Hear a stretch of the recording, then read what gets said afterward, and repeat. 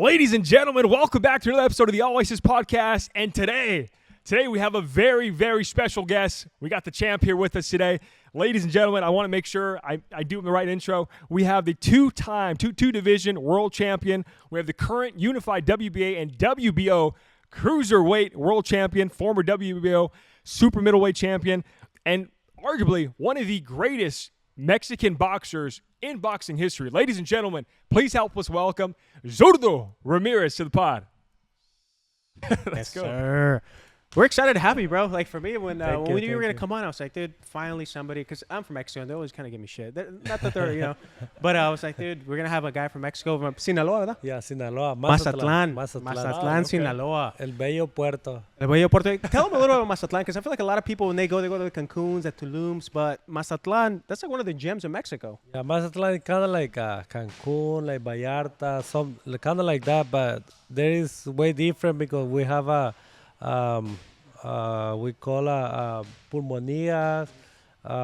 It's like a open car that you can go in there and then you can drink a lot of beers and go around. Yeah, that's cool. That's a good time, dude. That's crazy. Okay. And they have like fresh seafood. Los mariscos. Marisco fresco. What's the best mariscos dish over there? Oh, they have so many, but I like. Which one do you like? Favorite. I like el güero, mariscos el güero. Es like como una carretita, pero están muy buenos ahí. Sí. Yeah, I feel like those are the best ones too. Las carretitas, the little los puestistos on the side of the road. Yeah, that's cool, dude. So if you guys don't know, by the way, everybody probably knows this about you. You grew up in Mexico, but you started your career off over there, right? Yeah. And how did you even get into boxing to begin with? Like, how did that passion first? Because I feel like yo crecí en Mexico, I'm from Mexico too, and over there, like el fútbol or soccer, that's the big one, Yeah. And for me, like, that's what I went into. So how did you land in boxing? Well, it's interesting because when I was 8 years old, I used to went to school, right? And then I had to pass a little bridge to my house because it was like un arroyo. We call arroyo, and then we had to pass the bridge, and then the next side to the bridge it was like many young guys like from the neighbor, and then they were waiting for us, and then like, hey, give me one peso, or you had to fight with my friend, and then we start fighting each other that. And then every time in the streets fighting. Yeah, in the streets, every time that they beat me, I was like, oh, I need to know how to fight. Yeah. Yeah, and then I started getting into boxing because I wanna learn how to fight. Yeah. Peso es caro, actually. That's what's crazy, because most of the time, most people get into boxing because they see someone they like in boxing. They watch TV and they're like, hey, I like that boxer. I want to be like him. But for you got into boxing because you were tired of getting beat up and you had to learn how to box. Yeah, that was interesting because, and then at the time I went to a gym, it was like, oh, they beat me again in the gym, like during the sparring, and I was like, shit, I need to learn. I was like really competitive. Yeah, really competitive, and then I knew that I started liking boxing, and then I get into it. Yeah, I get stuck in boxing. Yeah. Yeah. Important though, because so he hasn't told you yet, but Daniel, he tried MMA boxing for a couple weeks, and at the time we were roommates. When he tried it, he got beat up a couple times, came home with a black eye, never did it again. So that's important though, because you did that, but instead of saying I'm over with it, like I don't like it, you said, no, I like the black guy. I like the competitiveness. I want to get after it more. Because I try to compete myself. Like, oh, I want to do it. I can do it. And then the other guy like started like bullying to you. Oh, I beat you and this. I was like, oh, shit, I need to beat this guy. And then my first 8 fights, amateur, I lost all of them. Right, yeah. And I was like, shit, I need to do it. I know I can do it. And then after that, I didn't lose anyone. So that was 8 in a row you lost. Yeah. How do you keep going after that, bro? Because I figure after the second, third one, maybe the fifth, for sure the fifth one, I'm done, bro. Because like I said, I'm really competitive. I was like, okay, I need to that feeling. I need to win. Only one. I was like only one. And then at that time, I was like, I wanna do 14 fights, and then I wanna get retired. And then was like 14, 15, 16, and then still keep going. I wanna know, like, this personally, but did you ever go back and beat up Los Niños Plus that they used to wait for you? Did you ever go back and just like beat the shit out of them? But no more. We never got to that. Yeah, no more. Now I have my gym back there in Mazatlán. Yeah. And una fundación, like kind of like cool. foundation, and then we had gym there, and people know how to fight, and then they're fighting each other, but in the ring, In the gym, doing sparring, in a controlled environment. We learn, they learn. Yeah. That's cool, dude. Damn, that's pretty cool. So basically, like a childhood thing, which was like you were getting bullied, right? Like cross a bridge, and they're like, "Hey, you gotta pay us a peso, or you're gonna scrap down right here," you know. And that took you into boxing. Then you kind of turned that into a positive experience back home, where now that led into now having the foundation. Like, so you opened up like a gym and stuff over there, or Yeah. We have a foundation gym. We help kids and women like they been divorced, like they been get beat up, or we help all of them there. That's cool. Back in Mazatlan. Yeah, that's cool. Shit. Giving back to people. Yeah. So you started that, and now you've obviously all the success that you have now, but you started and you also turned pro at 18, right? So tell us a little bit about turning pro at 18. Well, in that time I was like, okay, I want to do 14 fights and then I want to retire. But I mean, like the 14 fight, I fought for a young title, something like that, and I won the title, and I was like, okay, I need to keep going. Yeah, because that time I get paid like 15 pesos, 50,000 is like like 1,500. Yeah. No, like $1,000. Yeah. I was like, oh, this is a lot of money. Yeah. What did you do with that first big payday check? Well, I invite all my family to a taco. we went to a taco, and I spent all my money in that night. Hey, you got to celebrate with the family, dude. That's cool. Got the banda, everyone tacos on me, Yeah. the mariscos. That's cool. So going forward, right? You stick around. You win a belt. You going forward, and now, like, how are you feeling at this point? Because you start off kind of rough with Amy losing, but then you kind of get on a roll and you're winning. At which point did you realize, like, okay, like I could be the best in the world? When did that come? When I did the 14 fight, I was like, okay, I wanna become a champion. I was like, I wanna be a champion, and this is my path. This is what I want. And I don't know. It started like focusing in boxing. It started focusing in myself. Yeah. And then I didn't realize how far I'm going to get it, but now I'm like, damn, it's been a long way. Yeah, that is a long way, dude. From getting beat up in the bridge to world champion now, that's Yeah. crazy. Yeah, especially along your journey. And one of the key things that I keep going back to, especially in the beginning, we talked about how most people start off their love for boxing by watching, Chavez and coming up, or some of these other great Mexican fighters, right? But for you were the first ever Mexican fighter champion at 168. So talk about that and what that meant to you getting Well, it was crazy because that night that I fought, they told me, oh, you can be the first Mexican ever. And I was like, well, is what I want to become a champion, but I didn't knew that he'd be like as a legend, like right? Yeah. Because no one will do it again. Yeah. No one. You're the first. That's it. Yeah. The first, and my name will talk about it like for years. Forever. Yeah. Yeah, or forever. Yeah, I don't know. Did that add any more pressure to you, and how have you been with pressure going to big fights like that? Well, no, it's not pressure because I've been throwing a lot of pressure in the gym and training, and I think it's just part of the job, like step in the ring, fight. But it be like, I don't know, like 20, 30,000 people watching you, and even like on TV. But it's like kind of like fun because always I dream about it, like fighting in the big stage, and I don't know, it's just like a dream come true. It's kind of like in your mind, you've already been there so many times Yeah. that when you're actually there, it's like normal to you because Yeah. you've rehearsed that moment so many times. Yeah, because I dream about it many times. Even when I'm asleep, like sometimes I'm like Wake up dodging. yeah, sometimes like sleeping until it's throwing jab. Yeah. Damn. I was gonna say it was gonna be a bad joke. I said I wouldn't want to sleep next to you because I don't want to wake up with a black eye. And sometimes I'm too upset with something, like in boxing, and I get upset like to doing something right, and even like even like I play Warzone. Sometimes play Warzone, and try to be really focused, and I don't know, everything that I do, I try to do it like good. Yeah, It seems like you've always had that natural competitive edge to you, where it didn't come when you had boxing. I feel like you had the competitive edge to you first, and then boxing came, and then you just use your competitive edge in boxing. Yeah, But too, on the same point of being different, the whole topic of having 20,000 people watching you, 20,000 fans, or millions of people watching at home, especially for some of your big fights, most people don't like that. Most people fall under the pressure. Most people don't like the pressure, people watching them, right? And I feel like in boxing is such a peak performance sport where you train all year long, and maybe all year long you have 2-3 fights maybe. Yeah. And so talk about that in terms of how you handle the pressure and how you enjoy all the people watching you. Well, I like people watching, right? I like boxing.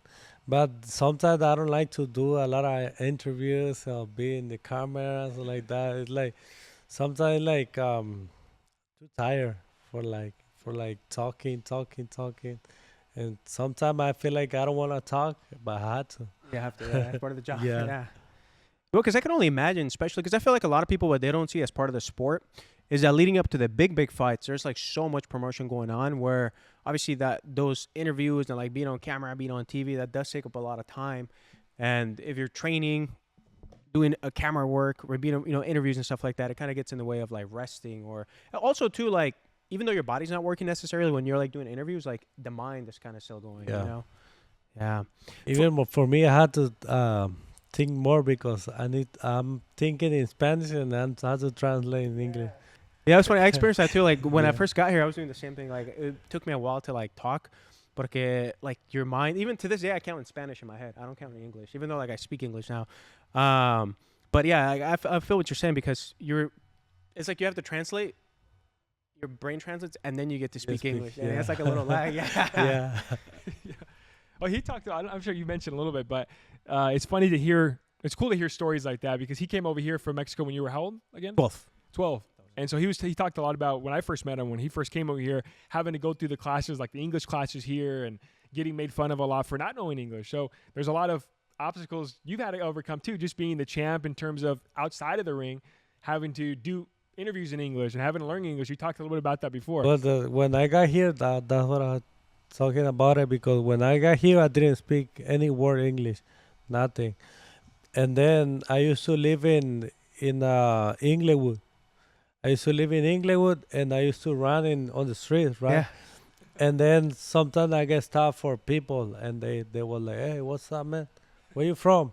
I was like, Mazatlan. I don't know. No, I was like, I don't know, no sé, no entiendo. And they start running, and then they tried to stop me. I was running because I had to run, training. And they knew that I was like, oh, this guy is a boxer because he's running all the time. That's cool. Yeah. It's very unique with the boxing training style. It's unlike any other. It's not a bodybuilder. It's not powerlifting. Boxing is very strict regimen. You have the diet in there, the running. So talk a little bit about your prep before a big fight and what goes into it. Well, I eat good. I eat eggs, meat in the morning, like today before sparring. And before I was eating like 6 times, but now I feel like my it was too tired for myself, like eating too much, and now I start like eating twice a day. And I feel much better. That's it? Only twice a day? Only twice, yeah. That's crazy. Morning and what do those meals look like? It's like kind of like big meal. Okay. Yeah. It has to be. Yeah, it has to be. But I feel like really good energy. And before I was like going to bed and still full, and I couldn't sleep. But now I think that my age now, I'm 34. How many eggs do you usually eat a day? 4 in the morning.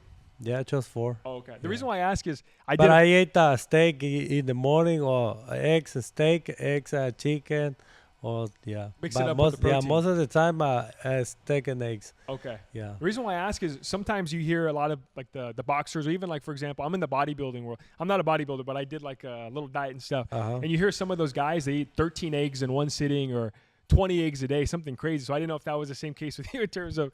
No. Yeah. And then I used to live in Del Monte too, in Del Monte, and I used to live with one lady. She was a bodybuilder, and she used to eat a lot. Yeah. Their meals are crazy, yeah. Yeah, really surprised, yeah. What's when you're not on prep, do you have a favorite cheat meal that you have? So if you don't have a fight coming up, you're letting loose. But What are you doing? I think I can eat everything, and I don't feel like restricted to on diet or something like that. I can just eat and that's it. But I don't need like on the street. I like to eat at home. Yeah, because I have someone to cook for me. Yeah. That's cool. I mean, if you guys want me to cook for me, you should. I Makes it easy. had chef and they can cook every day. And Oh yeah, that's good, bro. Yeah. Okay.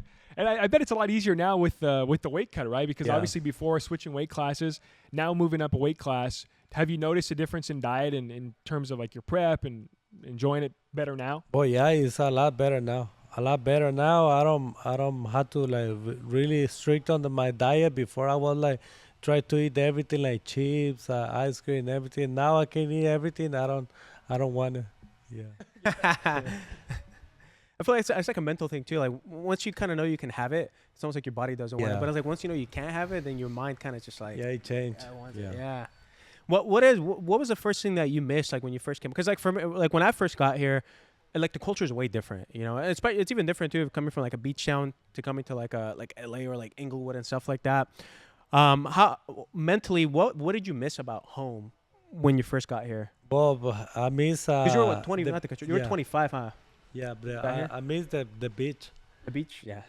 Because I wake up every morning and I open my curtain and it's like the beach right away, the ocean view, and It's it's beautiful over amazing. Yeah. Yeah. That's a lot different from Inglewood. Inglewood, you really, like, there's nothing. But I to used it. to, but and then I used to live in Monte Inglewood, and then Hermosa Beach. Yeah. I used to live in Hermosa too, but I didn't like it because it was too cold and I was gonna say it's cold. It's Yeah. way colder than Yeah. Mazatlan. It's like nice. Yeah. Like, There is Especially like when your warm. runs, right? When yeah. yeah. There is like warm and it's humid too. Yeah. Here like not humid. no, here the heat's just like cold. super dry. Yeah. But it's cool to see, bro. Regardless of whatever the location is, you've had success in boxing, and your success has been in one weight class. You had consecutive wins off the charts, and then you transition into the upper weight class and the different weight class, and now you're having success now. So talk about what's to look next in terms of for Zurdo and your career and in the weight class that you're currently in. Do you want to stay in the current weight class or? Yeah, I wanna stay here in the cruiserweight, and I wanna do like 4 more fights, and then probably going up in heavyweight.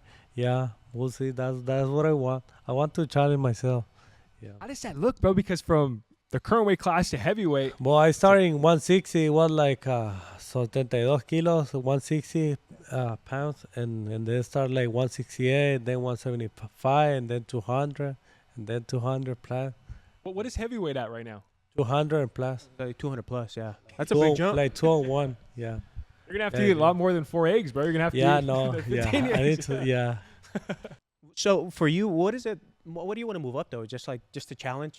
I mean, you're world champion cruiserweight. So you're kind Yeah, of just like challenge myself that I Yeah. can do it, and then I retire. Yeah, Yeah. I wanna retire. What does it look like to retire though? Because some boxers, they say they want to retire, and then they always find themselves in a gym after, where they never really retire. They always stay around the game. They're just not competing. Like helping people, helping kids, helping people like in the gym, but not like no fighting anymore. Yeah, because I've been doing like this for like 23 years since I was like 12.